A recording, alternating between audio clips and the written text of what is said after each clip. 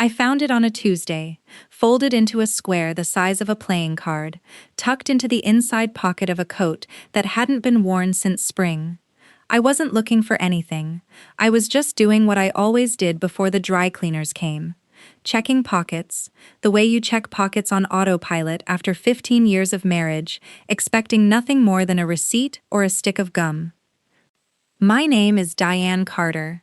I'm 42 years old, and for the last 18 years I've worked as an emergency room nurse at a regional hospital outside Columbus, Ohio.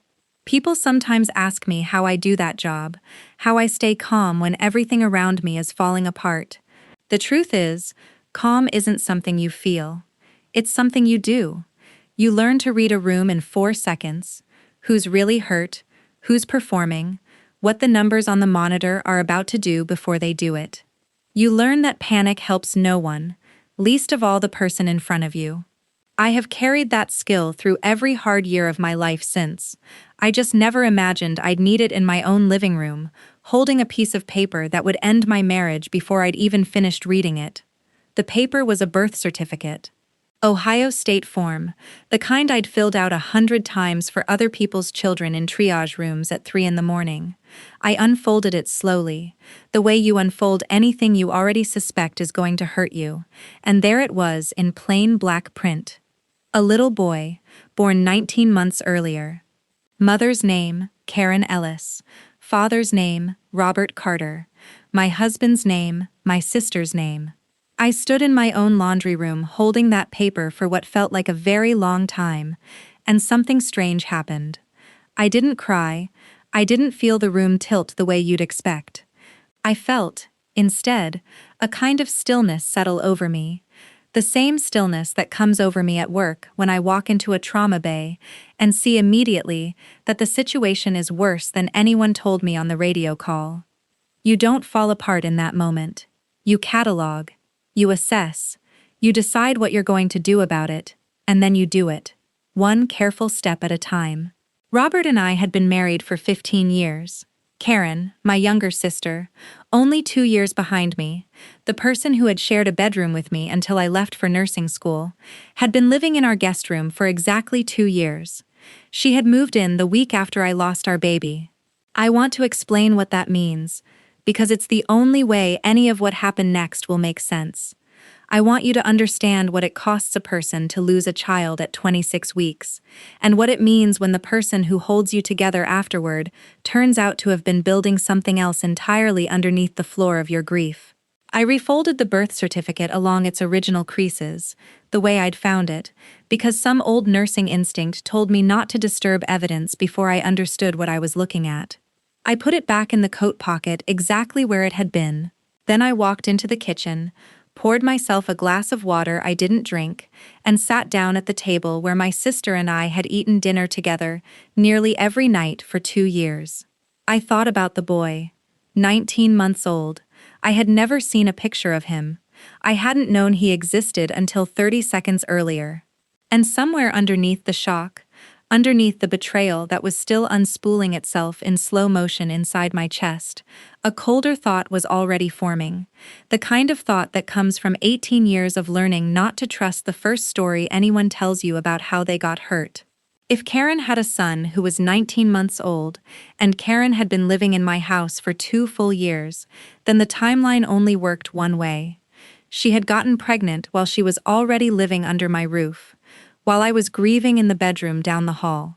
While she was bringing me tea in the mornings and sitting with me at appointments I couldn't face alone, I didn't confront Robert that night.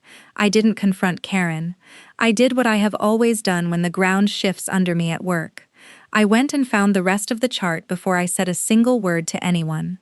To understand how my sister ended up living in my guest room in the first place, you have to understand what our family was like before any of this happened. And you have to understand what it means to lose a child at 26 weeks after wanting one for almost a decade. Robert and I got married when I was 27. We were the kind of couple people described as solid. Not flashy, not dramatic, just steady. He sold industrial equipment for a company 2 towns over, the kind of job that paid well and never made for interesting party conversation. And I worked nights in the ER, which meant our schedules rarely lined up, but somehow our life did anyway. We bought a house with a guest room we always said we'd turn into a nursery someday. For years, that room stayed exactly what it was: a guest room, mostly unused, holding a treadmill and a stack of boxes we never unpacked. We started trying for a baby in our early 30s. It took 4 years. 4 years of appointments, of hormone charts, of the particular loneliness that comes from watching other people's baby showers on social media, while your own body quietly refuses to cooperate. I won't pretend those years were easy on our marriage. Robert was patient in some ways, and distant in others, the way a lot of men are when they don't have the language for grief that isn't theirs to carry the same way. But we got there. At 39, after 2 rounds of fertility treatment, I got pregnant, and for 26 weeks, I let myself believe the hardest part was already behind us. I went into early labor on a Thursday in March. I remember the drive to the hospital more clearly than almost anything else in my life. Robert running red lights, my hands pressed flat against my stomach, like I could hold everything in place through sheer will. Our son was born too small, too early, and he lived for 6 hours. I held him for most of them. I don't need to describe what that does to a person. If you've been through it, you already know. If you haven't, there's no version of words that gets you there. Karen showed up at the hospital before Robert's own parents did. She'd driven 2 hours in the middle of the night the moment she got the call, and she stayed in the waiting room the entire time, and when it was over, she was the one who drove me home, because Robert wasn't in any state to drive either. She moved a suitcase into our guest room 3 days later, telling me she'd taken a leave of absence from her job at a marketing firm in Cleveland, to stay with us until you're back on your feet. I remember being grateful in a way that had no room left over for suspicion. I remember thinking I was lucky to have a sister who would do that for me. For the first several months, Karen was exactly what she appeared to be. She cooked. She sat with me during the worst nights, when the grief would arrive without warning at 2 a.m, and flatten me all over again. She went with me to a grief counselor twice before I was ready to go alone. She fielded phone calls from well-meaning relatives who didn't know what to say, and said the wrong thing anyway. She learned, faster than Robert did, when I needed to talk and when I needed someone to just sit next to me in silence. I want to be honest about something, because it matters for what comes later. There were small moments, even in that first year, that I noticed and dismissed without a second thought. Karen and Robert developing their own private jokes at dinner. Karen staying up late with him watching television long after I'd gone to bed, since sleep had become its own battlefield for me, and I usually turned in early. Karen borrowing his car more often than seemed necessary for a woman who was supposedly job hunting in a city 40 minutes away. None of it registered as anything more than the ordinary friction of 3 adults living under one roof. Grief narrows your vision. It makes you grateful for help and slow to question where that help is actually coming from. By the end of that first year, Karen had gotten a remote position with a different company and stopped talking about moving out. Robert never brought it up either. I told myself it was because they both knew how much I still needed her. I told myself a lot of things that year that I no longer believe were entirely true. The second year was quieter in a way I mistook for healing. I went back to work full-time. The ER doesn't wait for anyone's grief to resolve itself, and in some ways I was thankful for that, because the job gave me somewhere to put my hands and my attention that wasn't just the empty nursery down the hall, the one we'd started painting before everything fell apart and never finished. Robert and I went to couples counseling for a few months, which helped in the ordinary ways counseling helps: better communication, fewer arguments about nothing, an agreement to try again for another baby eventually, when I was ready. Karen stayed in the guest room. Her lease on an apartment back in Cleveland had lapsed at some point, without me ever being told the details, and by then it simply seemed normal that she lived with us. We'd become, without any of us deciding it outright, a household of 3. Looking back now, I can see the shape of things I couldn't see then.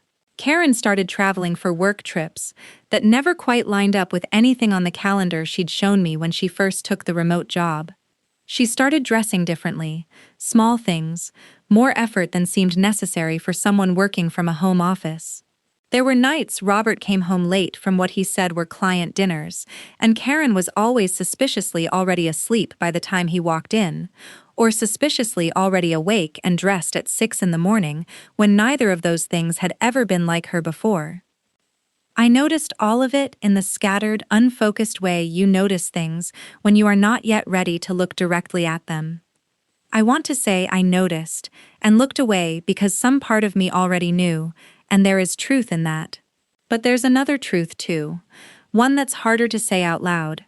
I noticed and looked away because looking away was easier than the alternative, which was imagining that the two people I trusted most in the world were quietly building a life together behind a door I walked past every single day.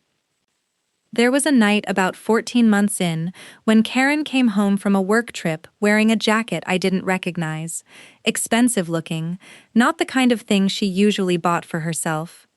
I remember commenting on it, some offhand compliment, and I remember the half-second pause before she answered, the kind of pause that means nothing on its own but means everything in hindsight. She said a client had given it to her as a thank you gift. I believed her because believing her required no effort, and disbelieving her required more courage than I had left in me at that point in my life. Robert and I tried, twice, over that second year, to get pregnant again. Both times ended in early losses, weeks 6 and 8, the kind of loss that people outside the experience assume must be easier than losing a baby further along, and the kind of loss that in reality just adds a second and third layer of grief on top of the first, each one reopening the one before it. I withdrew further into work during those months. I picked up extra shifts. I told myself the extra hours were about the mortgage, about saving for another round of fertility treatment, about anything except the truth, which was that home had started to feel like a place I was a guest in. It was during one of those extra shifts, on a Saturday afternoon, 19 months after Karen moved in, that she told me, casually, almost as an aside while we were folding laundry together, that she thought she might finally be ready to move back to Cleveland once things settled down a little more. I remember feeling something close to relief at the idea, and something close to guilt about the relief. And neither of us brought it up again after that. 6 months later, she still hadn't moved. 6 months after that, I found the birth certificate in my husband's coat. The math of it settled into me slowly over the following days, the way certain diagnoses do. You understand the individual facts immediately, but the full weight of what they mean together takes longer to land. A boy, 19 months old, meant Karen had been pregnant while living in my guest room, roughly 7 months into her stay, right around the time of the jacket I didn't recognize, and the work trips that never matched her calendar. It meant she had carried a pregnancy under my own roof, hidden it entirely, and never once let it show. Or perhaps, more precisely, had found somewhere else to be during the months it would have been impossible to hide. I thought about every appointment I hadn't been invited to. I thought about a 2-week visit to a friend in Michigan, the year before, one I'd never had any reason to question. I thought about how good she had always been at knowing exactly what I needed to hear, and understood, for the first time, that a person who is that skilled at reading you is also fully capable of using that skill against you. I didn't say a single word to either of them for 11 days. I want to explain why, because I know how that sounds. It sounds cold, maybe even dishonest, to keep living in a house with two people you now know have betrayed you at the deepest level a family can be betrayed, all while smiling at them across the dinner table and asking Karen how her physical therapy client sessions went that week. But 11 days was exactly how long it took me to build a complete picture of what I was actually dealing with, and I have learned, across 18 years of triage work, that acting on a partial picture is how people make the mistakes they can't undo. I started with dates. I pulled up old calendars, old photos, old texts, cross-referencing everything against the birth certificate's listed date of birth, and working backward 9 months to a conception window that fell squarely in the middle of what I now understood to be the 7th month of Karen's stay in my house. I found a hotel charge on a credit card statement from that window, one I'd glanced past a year earlier without a second thought, listed under a business expense category Robert managed for occasional client travel. I found it because I went looking, this time, instead of trusting the category label the way I'd trusted it originally. I called the hospital listed on the birth certificate, a facility 40 minutes from Cleveland, under the guise of updating insurance information for a family member. A small dishonesty I'm not proud of, but one that got me confirmation of an admission date that lined up with everything else I was finding. I looked up property records and discovered Karen had, in fact, kept her Cleveland apartment lease active for 4 months longer than she'd ever told me, overlapping neatly with the period right before the baby's birth.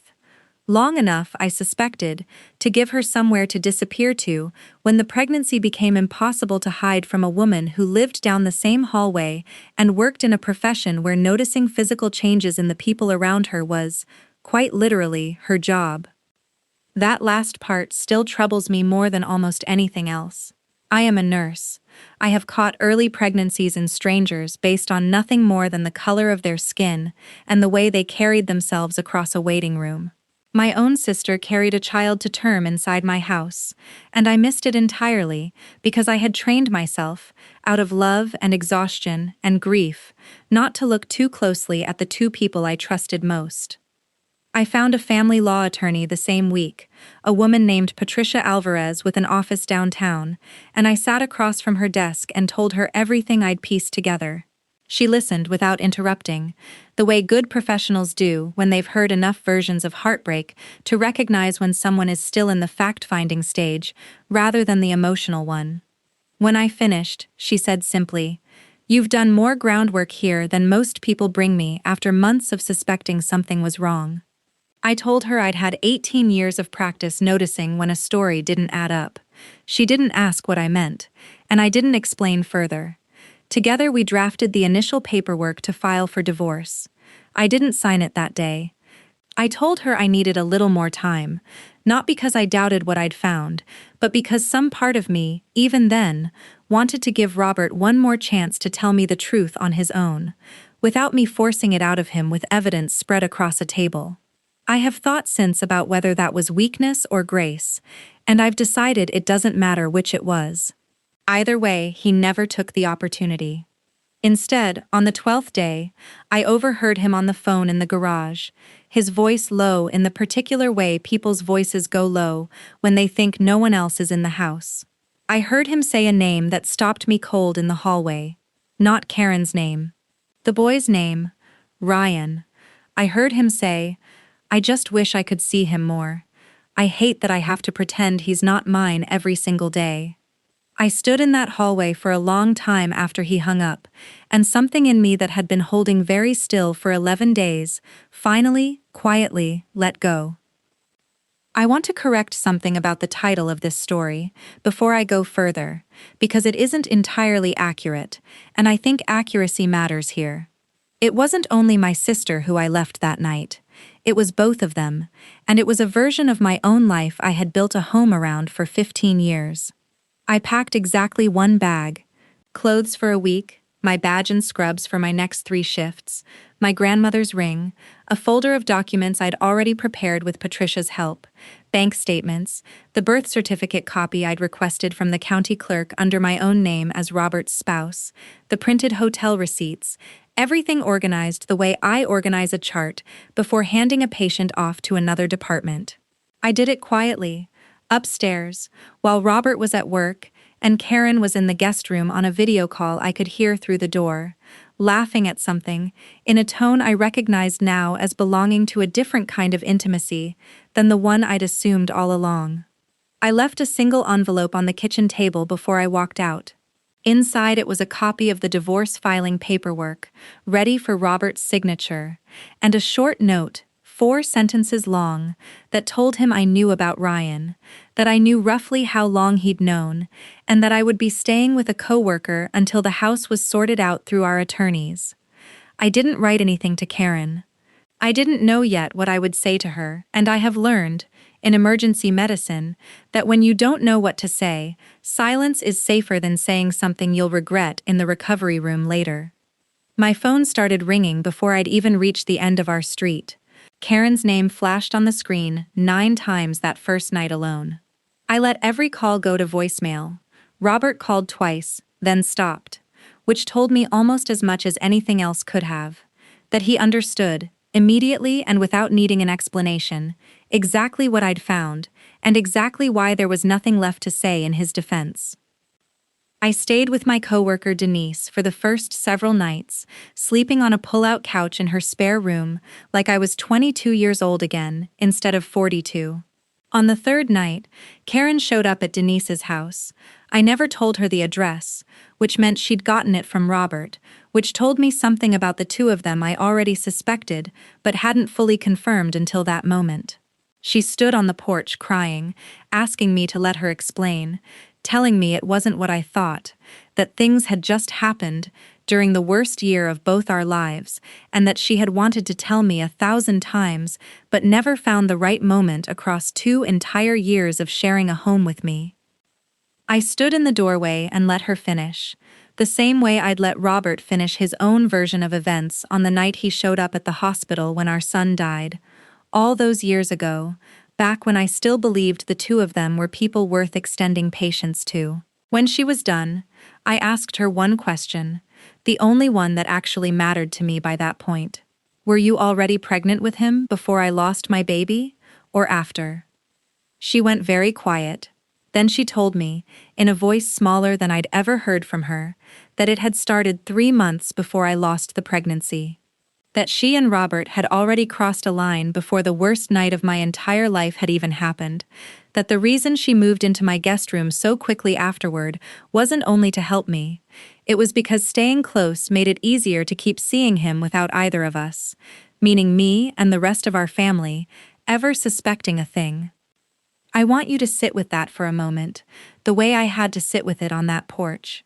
My sister did not begin an affair with my husband because I was grieving and vulnerable, and she and Robert found comfort in each other during a hard year, the story she'd clearly rehearsed to make it sound survivable. The affair had already existed before my son died. She moved into my house, in the raw aftermath of the worst night of my life, in part because it gave her better access to a man she was already involved with, all while I believed she had dropped everything purely out of love for me. I didn't cry on that porch. I told her I had nothing further to say to her, and I closed the door.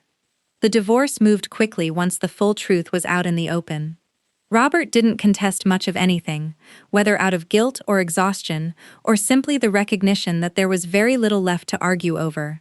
Patricia handled the settlement with the same quiet thoroughness she'd brought to every step before it, and because the paper trail was so complete, there was almost nothing left to dispute. I didn't ask for more than what I was entitled to. The truth of what he and Karen had done had already cost him more than any settlement could. Karen calls almost every single day. It's been 4 months since I left that house, and her name still appears on my phone most afternoons, sometimes twice, always with the same opening line whenever I've weakened enough to answer. Please, sis. Let me explain. I've stopped picking up more often than not. The times I have answered, she tells me the same rotating handful of things. That she loves me, that she never meant for it to go this far, that Ryan is innocent in all of this and deserves to have an aunt in his life someday. I understand, on some level, that all 3 of those things might even be true at the same time as everything else she did. People are rarely only one thing. That doesn't mean I owe her my forgiveness on any particular timeline, or at all. I moved into a small rental across town, the kind of place with thin walls and a leaky kitchen faucet I keep meaning to fix. And for the first few weeks I slept badly and cried more than I let myself cry in the 15 years before this. But something steadier has settled in underneath the grief in the months since, the same way it eventually did after I lost my son, though I know better than to compare the 2 losses directly. This one, at least, came with an answer at the end of it. I know exactly what happened, and exactly why, and there is a strange kind of peace in that, even inside all the pain. I picked up more shifts at the hospital, partly for the distance from an empty house, and partly because the work has always been the one place I know exactly who I am. I started seeing my old grief counselor again, this time to talk through a different kind of loss than the one she originally knew me for. I've reconnected with cousins and old friends I drifted from during those 2 years Karen occupied so much space in my life, people who tell me now, gently, that they'd wondered for a while if something wasn't right in that house, but hadn't wanted to say anything without proof. I understand that instinct even as I wish, just a little, that someone had said something anyway.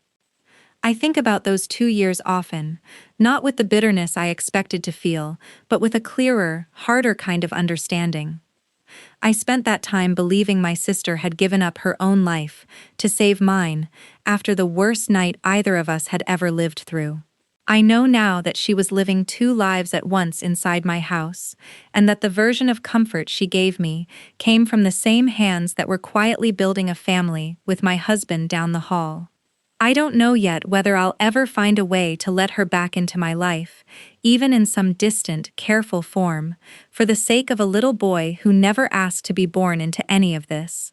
I only know that isn't a decision I owe to anyone else's timeline but my own. For a long time, I measured my worth against a story where I was the sister who was too broken to notice what was happening under her own roof. I understand now that I wasn't broken.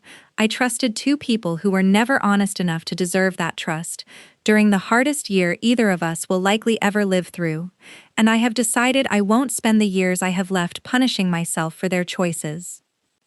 If you've listened this far, I'd love to know what you think happens to Diane next.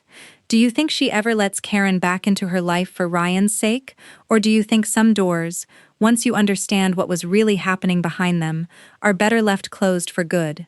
Tell me where you're listening from tonight, and if this story meant something to you, make sure you're subscribed, because there are so many more stories like this one still to come.